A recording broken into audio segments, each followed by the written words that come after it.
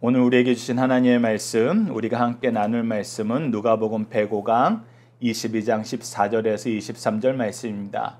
누가복음 105강, 누가복음 22장 14절에서 23절 말씀 제가 봉독해 드리도록 하겠습니다. 때가 이름에 예수께서 사도들과 함께 앉으사 이르시되 내가 고난받기 전에 너희와 함께 이 유월절 먹기를 원하였노라. 내가 너희에게 이르노니 이 유월절이 하나님의 나라에서 이루기까지 다시 먹지 아니하리라 하시고 이에 잔을 받으사 감사기도 하시고 이르시되 이것을 갖다 너희끼리 나누라. 내가 너희에게 이르노니 내가 이제부터 하나님의 나라가 임할 때까지 포도나무에서 난 것을 다시 마시지 아니하리라 하시고 또 떡을 가져 감사기도 하시고 떼어 그들에게 주시며 이르시되 이것은 너희를 위하여 주는 내 몸이라. 너희가 이를 행하여 나를 기념하라 하시고 저녁 먹은 후에 잔도 그와 같이 하여 이르시되 이 잔은 내 피로 세우는 새 언약이니 곧 너희를 위하여 붓는 것이라. 그러나 보라, 나를 파는 자의 손이 나와 함께 상위에 있도다. 인자는 이미 작정된 대로 가거니와 그를 파는 그 사람에게는 화가 있으리로다 하시니 그들이 서로 묻되 우리 중에서 이 일을 행할 자가 누구일까 하더라. 아멘. 오늘 본문 말씀을 나를 기념하고 먹고 마시라라는 제목으로 함께 말씀을 나누도록 하겠습니다. 오늘 본문 말씀을 저희들 크게 두 단락으로 나눠서 보고자 합니다. 첫 번째 단락은 14절에서 20절로 예수님은 성찬을 통하여 무엇을 가르쳐 주시나요? 키워드는 유월절, 대속, 양, 주의 몸, 주의 피, 새 언약, 기념입니다. 자, 14절 말씀을 보십시오. 때가 이름에 예수께서 사도들과 함께 앉으사 이제 무엇하는 때가 왔어요. 예수님께서 십자가에 죽으시는 그 때가 왔어요. 그리고 이 십자가의 죽으심의 의미를 제자들에게 가르쳐줄 때가 왔어요. 그래서 15절 같이 말씀하십니다. 이르시되 내가 고난을 받기 전에 너희와 함께 이 유월절 먹기를 원하였노라. 자, 분명히 얘기하십니다. 이제 고난이 앞에 직면에 있다. 죽음이 앞에 직면에 있다. 환난이 앞에 직면에 있다. 그런데 그 환난에 앞서서 이 유월절 먹기를 내가 원하였다. 우리가 이미 잘 알다시피 예수님께서는 공생애를 총 3년에 걸쳐서 지내셨습니다. 그렇기 때문에 제자들하고 유월절을 같이 식탁으로 나눌 수 있는 것이 3번에서 최소한 2번 이상은 있으셨을 거예요. 그런데 그 전에는 절기에 따라서 하시다가 오늘은 유독 원하였노라 하면서 이 유월절 식사를 함께 나누는 것을 너무나 중요하게 여기세요. 왜 이것을 중요하게 여기십니까? 이 유월절의 의미가 이제 성취되기 때문이거든요. 그리고 이제는 이 유월절 떡을 먹는 것이 예수님하고는 마지막이라는 것입니다. 16절에 얘기합니다. 내가 너희에게 이르노니 이 유월절이 하나님의 나라에서 이루기까지 다시 먹지 아니하리라 하시고 왜? 이 유월절은 이제 완성되었고 이제 예수님이 제자들과 함께 이 유월절을 기념하면서 함께 식탁을 나누는 것은 이제 하늘나라에서 가능하다는 것입니다.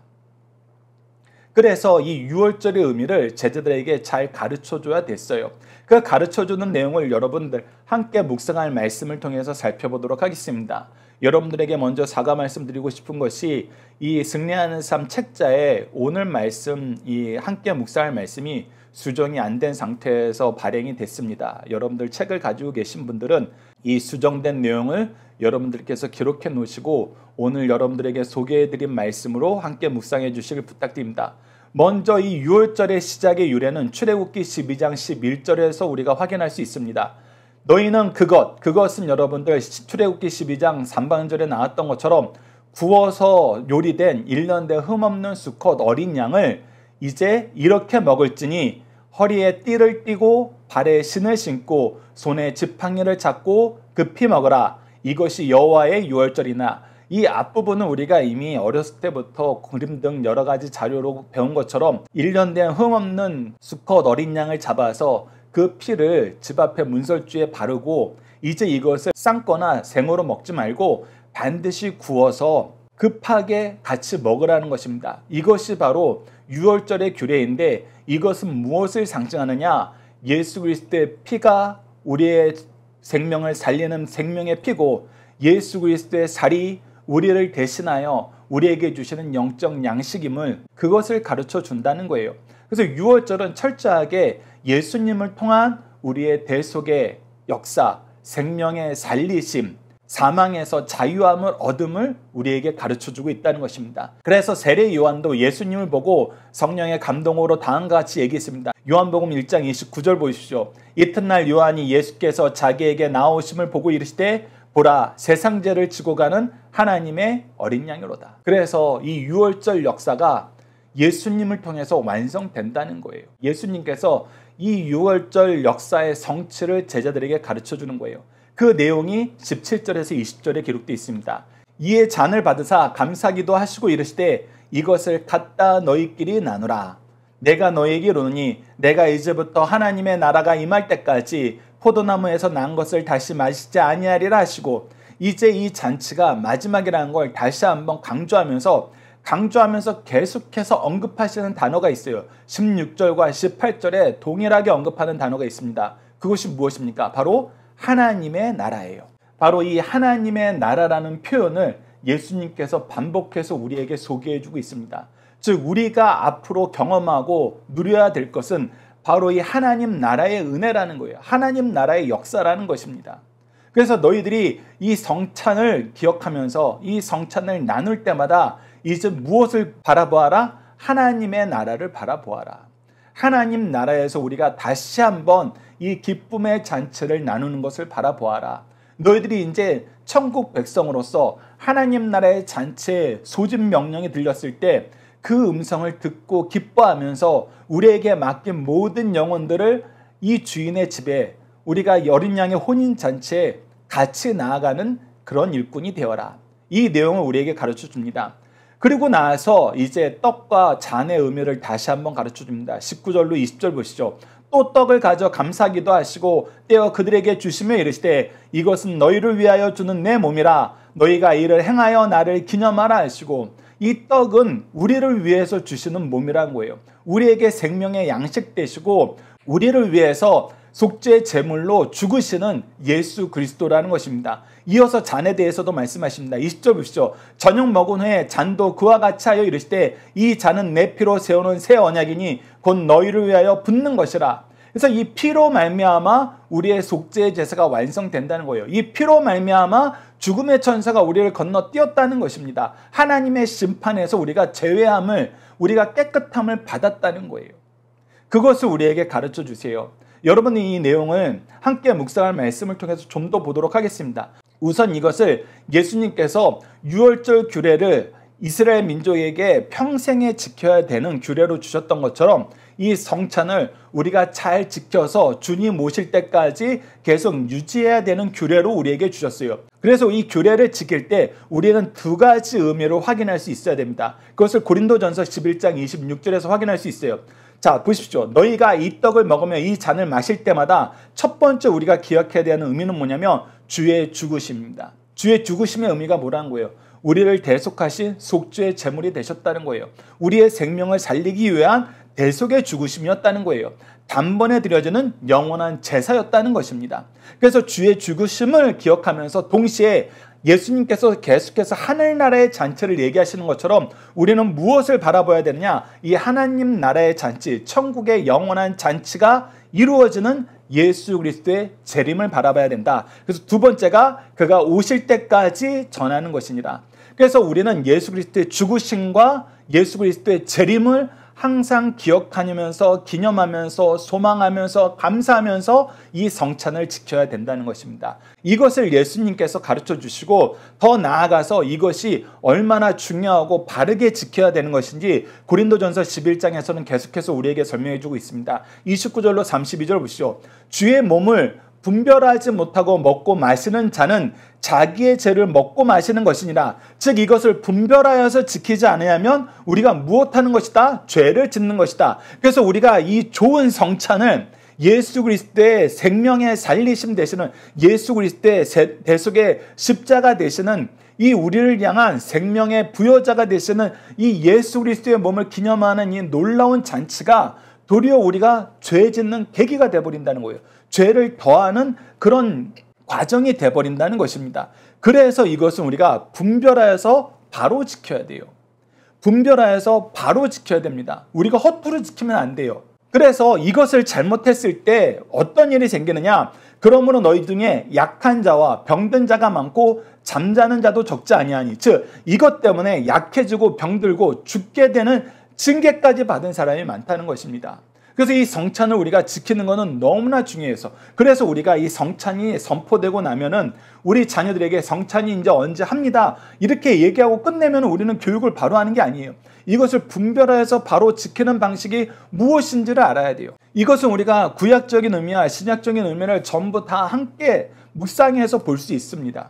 우선 첫 번째, 대제사장들이 속죄 제사를 드리러 갈 때는 어떻게 했어요? 우선 자기가 먼저 속죄 제사의 대상이 되었어요. 그래서 내 죄를 자복하고 나를 위한 속죄 제사가 드려진 후에 그 다음에 백성을 위한 속죄 제사로 나아갈 수 있었어요. 즉 우리가 예수 그리스도의 성찬의 의미를 분별하여서 이것을 지키고 가르칠 때에는 항상 우리가 이 대제사장적인 마음을 가지고 우리 죄에 대한 처절한 회개와 이 죄에 대해서 분별된 삶을 살면서 우리 자녀들에게 이 죄에 대해서 분별된 행동을 해야 될 것을 가르쳐줘야 된다는 것입니다. 그리고 이 의미를 바로 알고 성찬에 참여할 수 있도록 우리가 아이들에게 이것을 가르쳐보면 아이들이 제일 신기하고 경험하고 싶은 것이 포도주 정말 먹어요예요. 왜? 그것이 평상시에 경험하지 못하는 것이니까.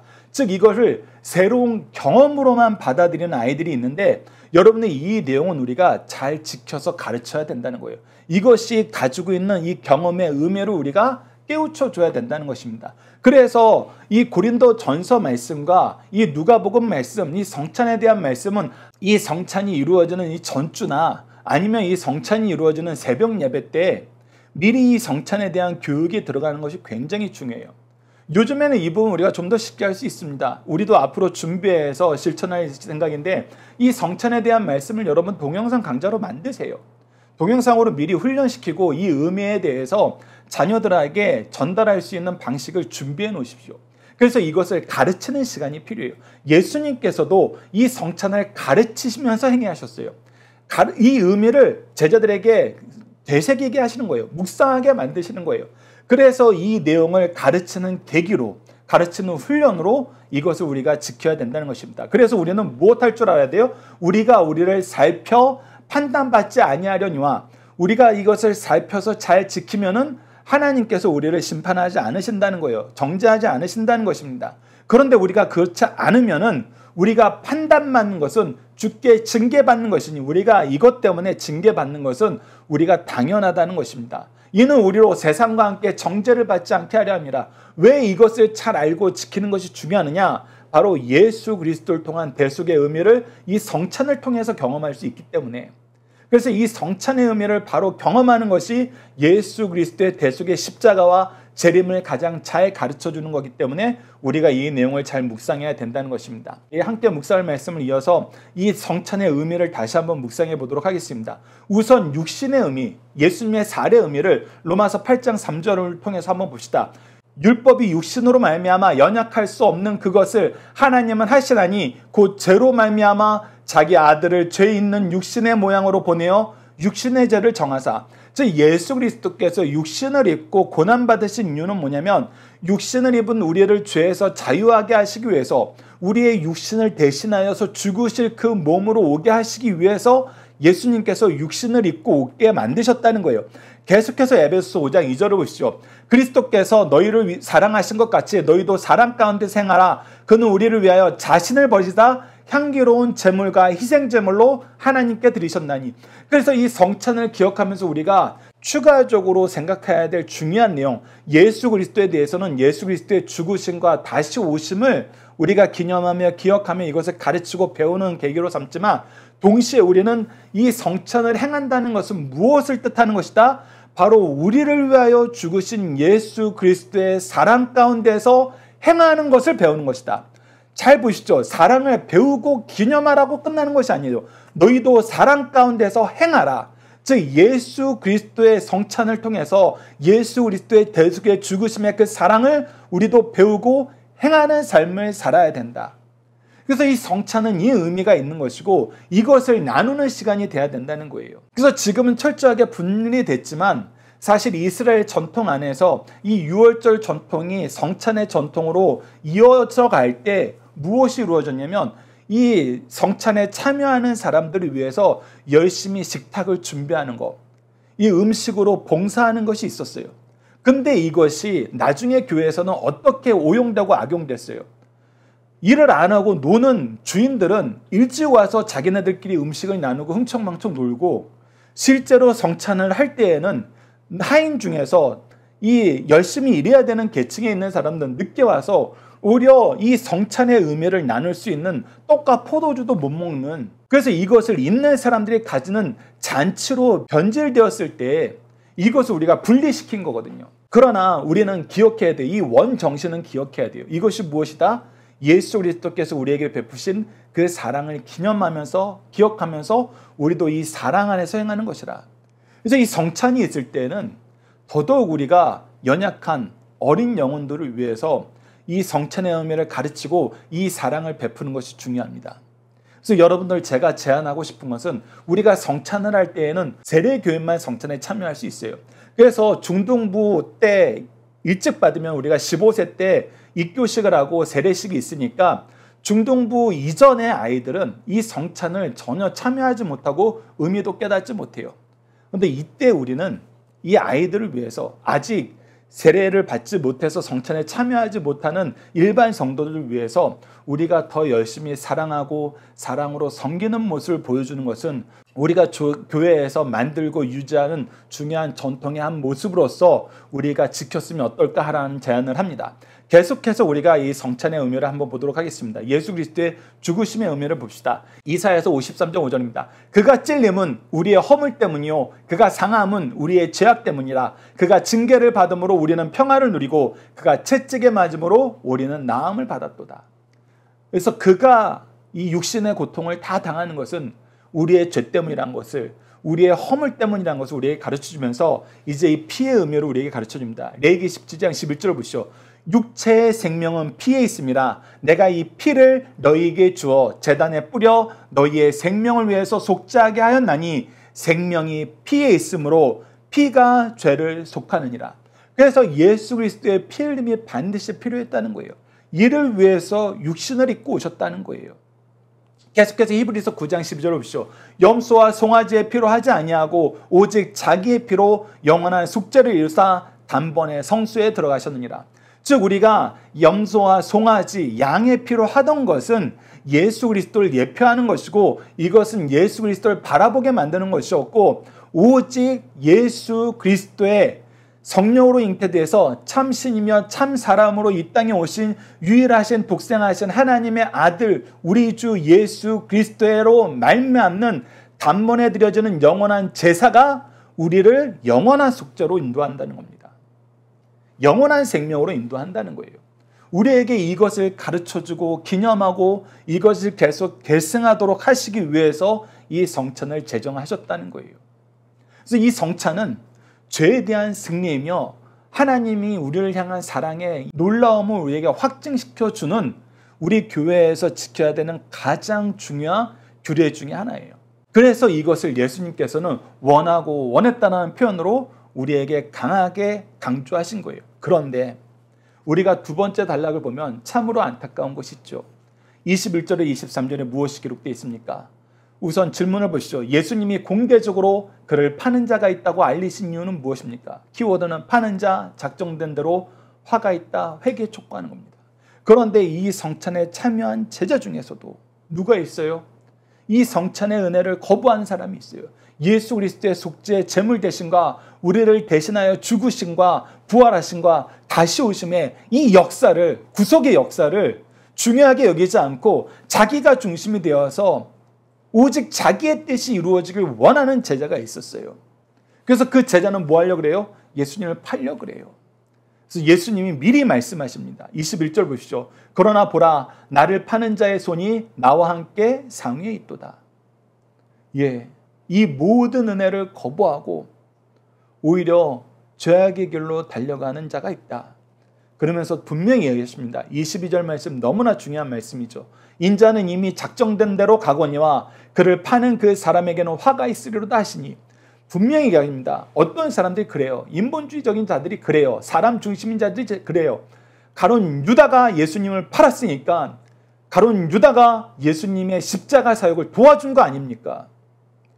내가 악을 행했어도 그것이 하나님의 뜻을 이루는 데 쓰임 받았으면 저도 공로가 있는 거 아닙니까? 이렇게 얘기하는 사람들이 있어요. 그래서 예수님이 미리 얘기하신 거예요. 미리 얘기하신 것은 두 가지가 있습니다. 첫 번째는 우리가 베드로에 대해서도 미리 얘기하신 말씀, 함께 묵상할 말씀을 통해서 보겠지만, 미리 얘기하셨다는 건 뭐예요? 경고예요. 촉구예요. 깨달음이에요. 하지 말라는 거예요.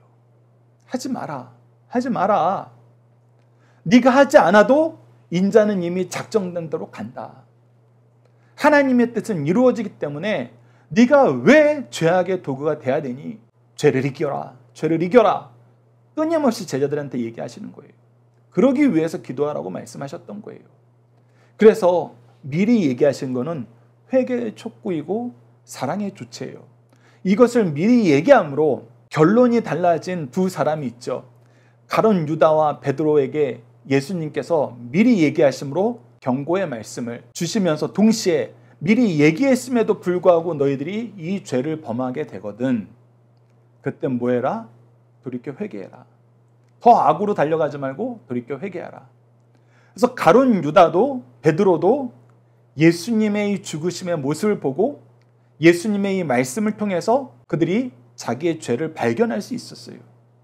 그런데 참된 회개로 간 사람이 있고 또 스스로 모든 것을 결정한 사람이 있어요. 이 두 사람의 차이를 여러분들은 어디에서 보십니까? 이 부분은 여러분들이 기억해 놓으셔야 돼요. 가룟 유다는 또 자기 혼자서 결정했어요. 후회했어요. 그 원어적인 표현으로는 그가 회개했다는 표현이 나와요. 마태복음에서 우리가 발견할 수 있습니다. 그런데 회개하는 것은 뭐였어요? 우리가 죄가 무엇인 지적으로 깨닫고 감정적으로 죄를 미워하고 마지막이 제일 중요해요. 의지적으로 하나님께 돌이키는 거예요. 아버지께로 돌아가는 거예요. 탕자가 아버지께 돌아갔던 것처럼 돌아가야 돼요. 그 돌아가는 그 장소를 예수님께서는 베드로의 고백을 통해서 미리 얘기했어요. 그곳이 어디다? 교회다. 교회다. 그래서 베드로는 자기가 예수님 말씀대로 죄를 짓고 예수님을 저주하는 데까지 갔어도 어디로 돌아갔어요? 너희들이 모여서 기도해야 된다라고 얘기하고 같이 모여 있으라고 얘기했던 그 교회로 돌아갔어요. 교회의 중심 일꾼이 됐어요. 근데 가룟 유다는 스스로 죽어버렸어요. 여러분들, 그래서 우리가 5월달 가정의 달을 통해서 나눴던 것처럼 교회는 하나님께서 우리를 복되게 하시려고 주신 곳이에요. 그래서 교회는 죄인들이 치료받고 회복되는 곳이에요. 거듭나는 곳이에요. 하나님의 은혜의 역사가, 기도할 수 있는 시간과 장소가, 예배할 수 있는 시간과 장소가 항상 준비된 곳이에요. 이런 곳이 없어요, 여러분들. 이렇게 하나님의 준비가 열심히 이루어진 곳이 교회 외에는 없어요. 그래서 그 차이가 있는 것입니다. 돌이켰을 때는 교회로 가셔야 돼요. 예배로 가셔야 됩니다. 준비된 말씀과 기도와 찬양이 있는 곳으로 가셔야 돼요. 그런데 가룟 유다는 그러지 못했고 베드로는 그렇게 됐다는 것입니다. 그래서 여러분들 기억하십시오. 특히 22절 말씀 잘 기억하십시오. 이것이 평행 말씀인 마태복음에서는 어떤 표현까지 들어가 있어요? 차라리 나지 않으면 좋을 뻔했다는 표현까지 들어가 있어요. 그런데 이때 제자들이 누구도 이건 가룟 유다가 분명해, 그러지 않았어요. 23절 보시죠. 그들이 서로 묻되 우리 중에서 이 일을 행할 자가 누구일까 하더라. 전혀 깨닫지 못해서, 전혀 깨닫지 못한 정도가 아니라 우리가 마가복음 말씀을 보면은 마가복음 14장 19절을 보시죠. 그들이 근심하여 하나씩 나는 아니지요 하고 말하기 시작하니, 이거 혹시 나 아니야? 내가 그런 일 하면 안 되는데? 오히려 자기의 연약함을 걱정했어요.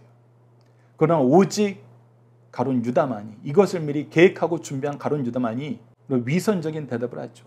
마태복음 26장 25절을 보시죠. 예수를 파는 유다가 대답하여 이르되 랍비여 나는 아니죠. 대답하되 내가 말하였도다 하시니라. 그의 위선적이고 거짓된 질문에 예수님께서는 다시 한번 그의 마음의 문을 두들기세요. 회개를 촉구하세요. 네가 말했잖아. 네가 말했잖아. 그런데 깨닫지 못한 거예요.